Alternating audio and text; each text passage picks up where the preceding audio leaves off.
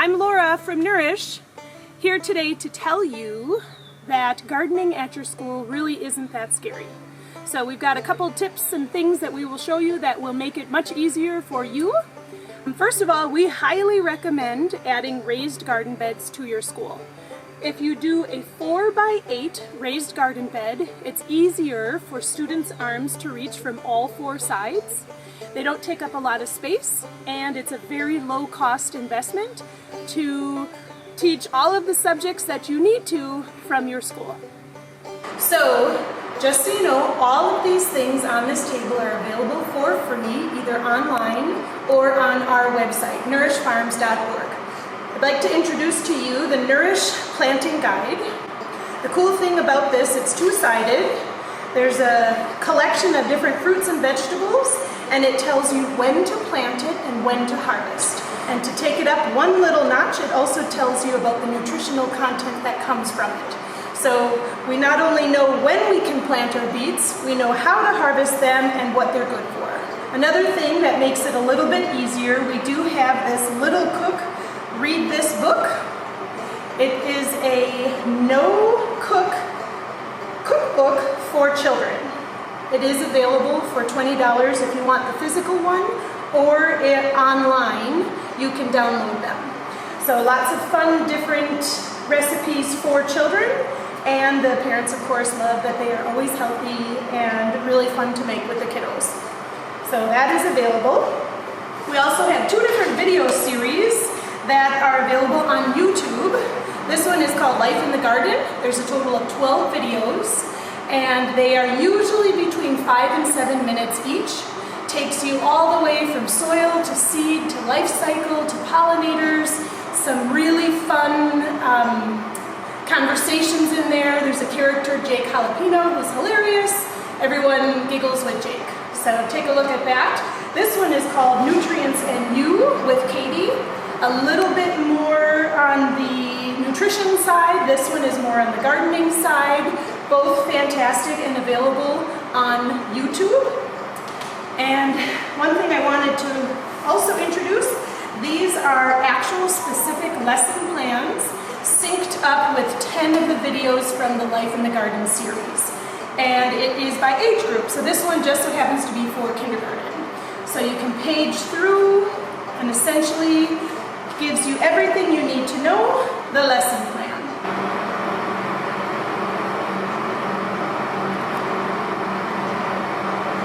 Here are a couple suggestions for you to do in the wintertime in the classroom and still feel connected to good food and growing.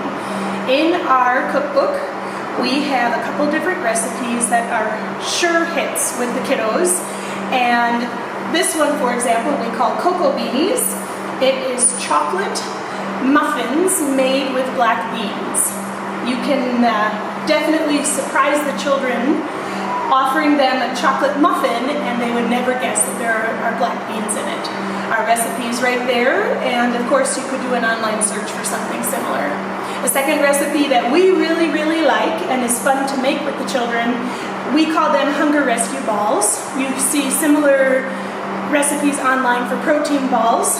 This ingredient list is a little bit complicated, but you can alter it and make it your own for whatever you might have available. The simplest version could be oatmeal, peanut butter, and chocolate chips or raisins and a smidgen of honey. So one other thing I highly suggest is having everything you need prepped and ready in a little bin. We have here a collection of things that you would need to do this baking. This could be low cost at thrift stores, or ask the families for a donation. Most families have a couple too many things sitting around that they'd be willing to share. Everything you need, you could have cutting boards, you could have veggie washers, mixing bowls. Of course, you can do math lessons by doubling the recipes. There's so many things that you can teach from a mixing set like this. Here's another great idea for something to do in the winter. In case you've never heard of it, there is this wonderful thing called microgreens. It takes approximately 14 days from when you plant to when you harvest. It is perfect for the kiddos for their shorter attention spans, but also you can do a lot of the lessons that you need to in only 2 weeks. We highly recommend online, as an online option, this company's name is Johnny's. They have fantastic color pictures. You can learn a lot from their catalogs as well as their website. And it could even be an opportunity for you to have the kiddos do research projects. Each one of them could pick a fruit or vegetable and do a report. But it's a fantastic way. You get color pictures, you can do collages, everything you could imagine.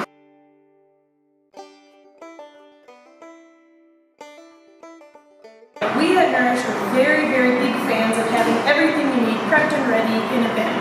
So here are a couple that we have at the ready when we do our programming. One that we call greenhouse gardening. You can do this any time of year throughout the school year, or if summer school is an option also. Basically, we have everything we possibly need for them to grow seeds in a little sandwich bag in the window. Everything you possibly need at the ready, you could even have it ready for subs.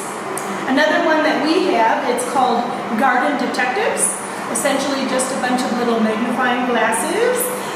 Any time of year, honestly, this is something you could do every single month. The gardens and the natural areas are changing every single month outside. You could create logbooks of observations and things like that. Or you could do what we made here. This is a very simple build. 3 brown paper lunch bags folded together. We call this the Food and Garden Observation Journal. We put together a couple different pages. It's a little bit of mindfulness meets observation and journaling. Some of the things we included, what do you smell? And then the little pocket here is for a special find. Essentially asking them to think a little more about what they are seeing and doing outside. Another way to bring a little bit more science into your curriculum here is a planting growth chart. On the back of seed packets, they tell you all of the different information, germination time and harvest time. This is a way, I love that we included a ruler down at the bottom. They can go measure their plants and then record their height and then make a drawing of what the plant looks like. Of course, this is just one that we made, and there are others available online.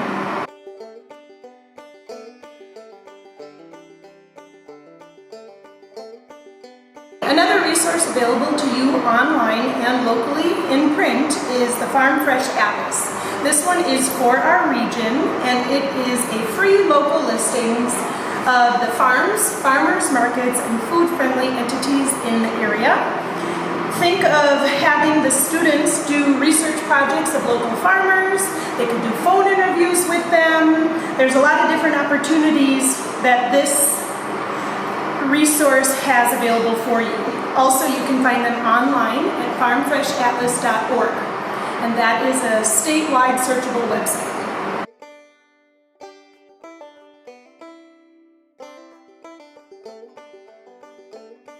Another thing that you can do with your classroom in the wintertime is add a worm composting bin, otherwise known as vermicompost.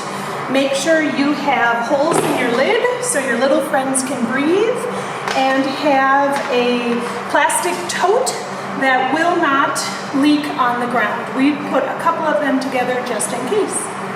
You can add your fruits and vegetables. Lots of times banana peels and apple cores are perfect for a classroom setting. And then we add shredded paper or paper towels that were only drying off wet hands. So make sure no chemicals end up in there. Let's take a peek inside. We have red wigglers that do the work for you. They will eat all the fruit and veggie scraps and give you the free, all-natural, fertile compost for your gardens. One misconception that some teachers have is that a garden will be a lot of work, and I just want to caution you with that idea or that mindset. One thing that we have here at Nourish is we establish these beautiful perennial pollinator gardens. Essentially, you babysit them for a year, help them get established, and then they get these beautiful flowers that bring in the pollinators. You can teach all of the subjects that you can with the annual beds. You just don't have to do as much work for them. And look at these beautiful pops of color. Again, adding color and art to the gardens. We have a little free library and this fun little whimsical bench here and these beautiful stepping stones. All of these are opportunities to bring the other subjects into the garden. One last thing I'd like to chat with you about is the timing of your gardens. Sadly, the students are gone most of the time when our gardens are in full effect. One thing to think about is referencing our planting guide. There are some things that you could plant very easily in early spring and harvest them at the end of May or early June. For example, radishes are really great. There's a quick turnaround time and they're fun to watch grow and easy to cook with. Another thing is kale. A lot of students have heard of them. Maybe it's not a regular part of their diet. The next thing to think about is planting something for the students when they come back in the fall. We highly recommend pumpkins. They have a longer growing period and they essentially can do their own thing for the majority of the summer with a little bit of tending and watering. And they will be ready to harvest when the new students come in the fall.